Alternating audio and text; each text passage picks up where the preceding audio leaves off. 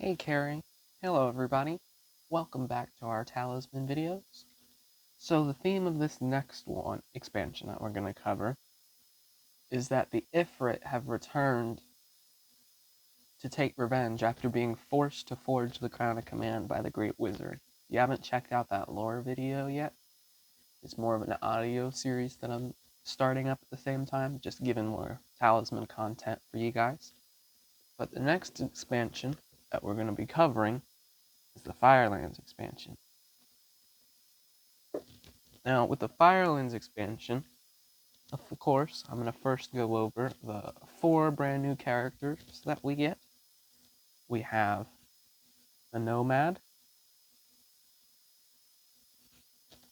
We have the Warlord.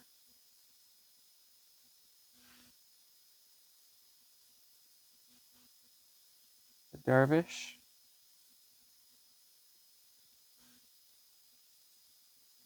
And the Gin-Blooded.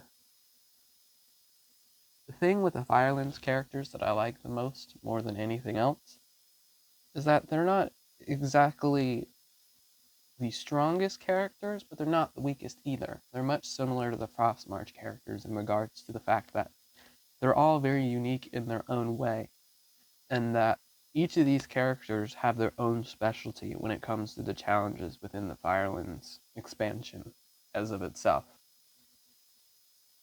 Aside from the characters, we've also got 3 brand new alternate endings. Got a Hero Rises, which is a revealed ending. We've got the Hidden Crown of Flame ending. And the 3rd hidden ending, Spreading Flames. Now, if you don't remember, back when I talked about this in my Blood Moon expansion video, the way that you can tell these expansion alternate endings is that this star in the top left-hand corner means that it's a revealed ending, and that this is the ending that we were picking when we were playing the Firelands expansion, or just in general, with any expansion that carries an alternate ending. The revealed endings are placed in the middle of the board, face up, and everybody gets to know the end conditions, and helps make it easier when it comes to strategizing how you're going to meet those ending conditions. However, when it comes to these endings, the hidden endings, way you can tell is this little moon up in the top left-hand corner. That means all the alternate endings that have these symbols are shuffled together. Of course, this is in combination with any other expansions that you may or may not choose to use.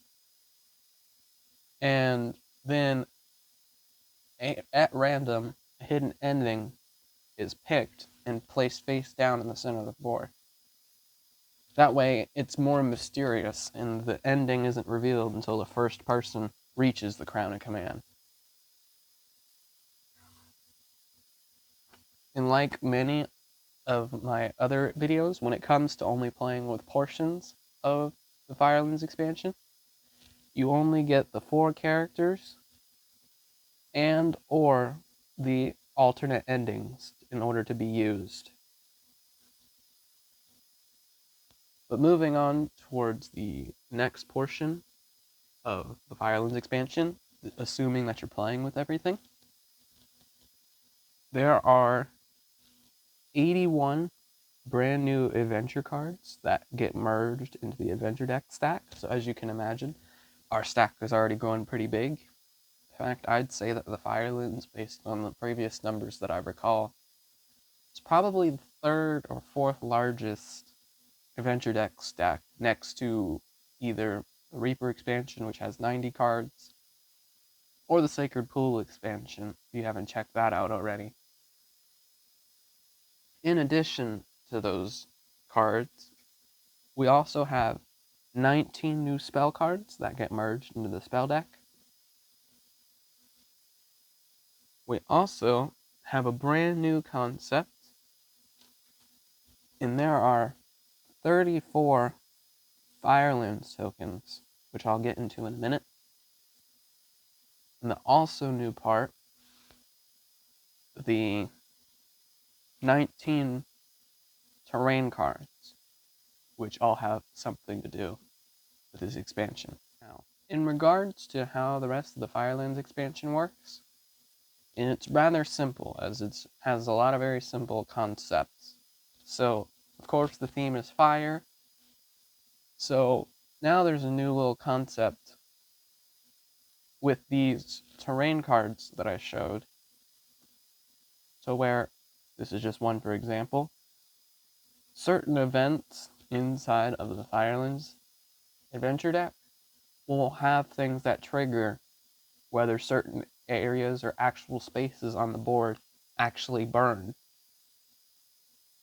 So let's say that if we come down here to the graveyard and it asks us to place a terrain card, that means that this is no longer the graveyard. You ignore any of the text that's down here and you only focus on what's on the terrain card.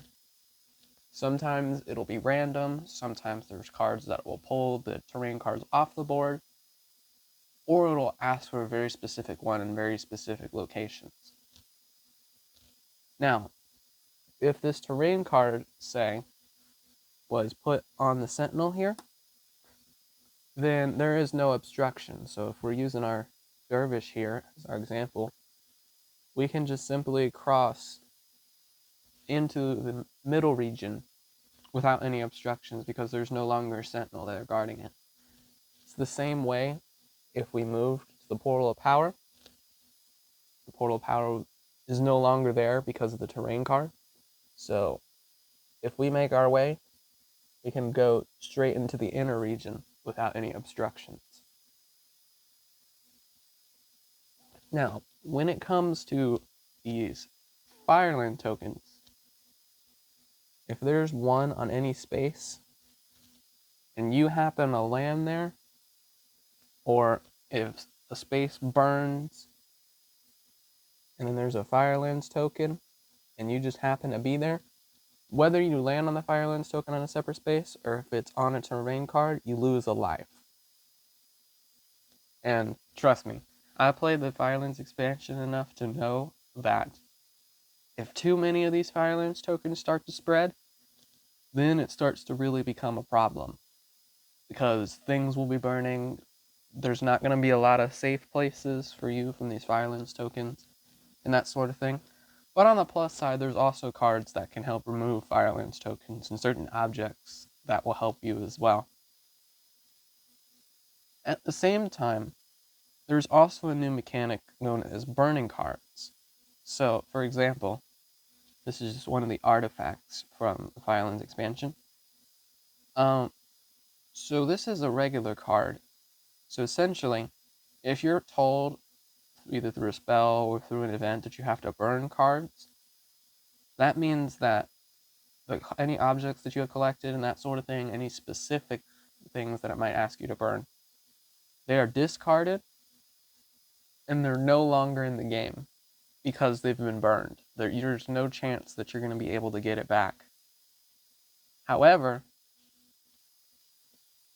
you see this gold shield that's in this top corner here?